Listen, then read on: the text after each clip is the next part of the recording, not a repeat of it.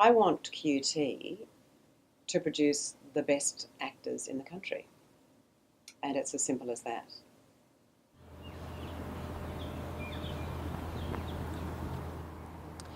Just like any other craftsman who seeks longevity in their career, actors need to be trained. But with so many methods and teachers, not to mention the hundreds of training institutions around the world, it's hard to know exactly how actors should be trained, which begs the question, how do you train an industry-ready, employable contemporary actor? We turn to the new head acting lecturer at QUT, Andrea Moore, to find out, and to see if she can tell us what makes QUT's BFA Acting a training institution like no other. Andrea, it's your first year as head acting lecturer at QUT. Can you tell us what your vision is for the course?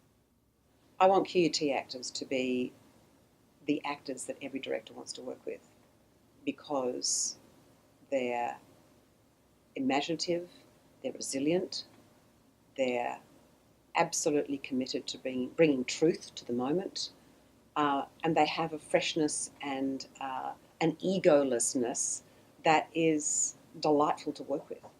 So can you tell us what makes QUT a great actor training institution?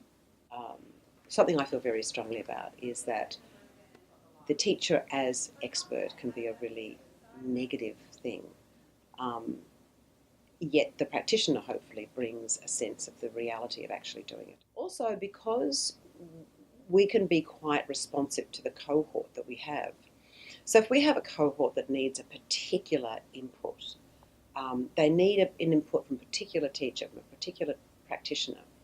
Because we don't have staff who are, sort of locked into teaching these, we can go, okay, well, let's get that teacher in to work with this cohort to really instill this idea. So that's where I think we can be quite reflexive, and that I think is what a contemporary actor training program needs to be.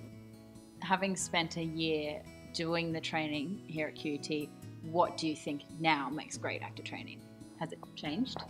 Yeah, now I think they've really instilled in us the importance of listening and reacting off the other person, and that it's basically not about you. You get up there and you give all your attention to the other person and live in the moment, and I think that's really important.